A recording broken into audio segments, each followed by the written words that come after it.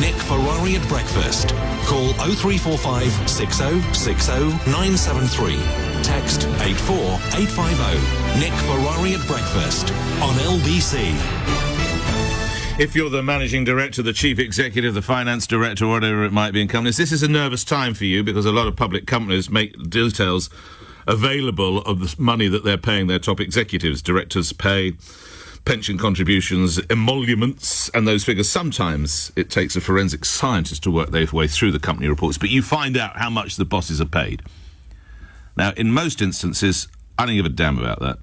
In most instances, as long as there is a peer level, so that is to say, if others in similar areas are earning that sort of money, as long as the companies are successful, and of course they continue to earn the money that they then pay their chief executives, their managing directors, their finance directors, whatever else it might be. That's the way it works over here.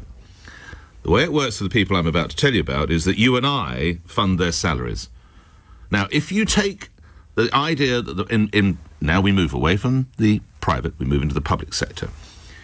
If you'll allow that probably one of the most hard-pressed people in the public sector right now is the Prime Minister. All right, I know you're all going to talk about consultants who are working for the NHS. I get it. But if you just take on, as the political aspect, £150,400 gets you the salary of the Prime Minister. Keep that figure in your mind, will you? £150,400 is what Theresa May earns, and by God, I reckon she does earn it. Whatever you think of her, and whatever you think of how she's prosecuted Brexit, she certainly put in a shift. So she's getting, that was shift, by the way, 150,000, because I didn't say the F very hard, a shift, 150,400 sovs. So why doesn't she go and become the interim chief executive of Slough? Any of you listening in Slough? Anybody in Slough? £595,000 to run Slough. What the hell is happening in Slough? I mean, you may as well play Premier League football, this bloke. You just get Wayne Rooney to do it. It's incredible. Anybody in the Wirral? That's Roger Parkin, by the way. Well, he's the interim chief executive. Interim. I mean, what's the bloke or woman who gets the gig going to get? Get a letter off now and you find out, see how much the salary is. I could do that from 10. I'll be there. Slough, I could be there on the fast train in 45 minutes. That'll work. The Wirral. Anybody on the Wirral? Anyone? Well, if you're Joe Blott, managing director for delivery, what does that mean? Not literally delivery, does it, of your bins. £569,000 to Birmingham. Paul Dransfield, director of major programmes. Well, presumably he was promoted from minor programmes. He's now got the major programme gig. £444,000. Bath and North East Somerset.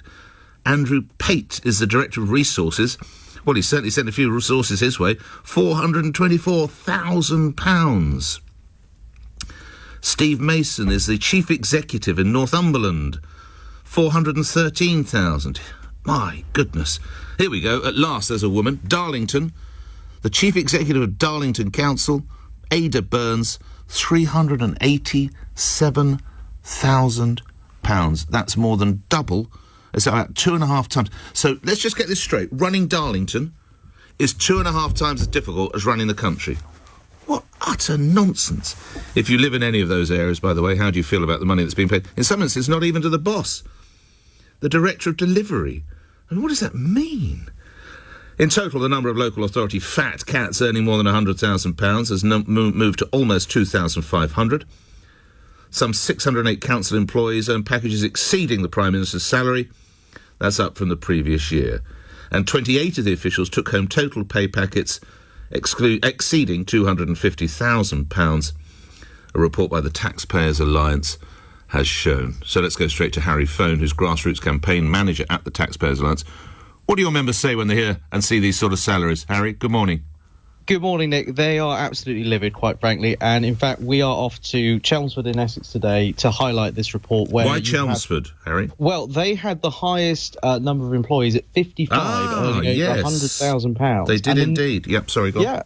No, indeed. And the next nearest council was, I believe, in London. They were on 28. So why is it that Essex have got nearly double the staff, earning over 100? Hackney, Lambeth and Birmingham each paid 28 senior employees packages more than £100,000 to Essex, where Chelmsford presumably is the county town, so that's why you're going there, where 55 of its employees make more than 100,000. That's why you're going there, Harry, I imagine.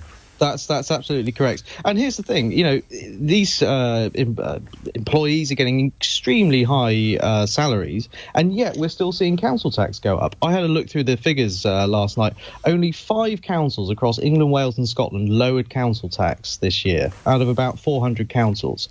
And yet we're seeing people going to fortnightly bin collections, in some cases 3 weekly or even monthly bin collections. They're seeing a reduction in frontline services.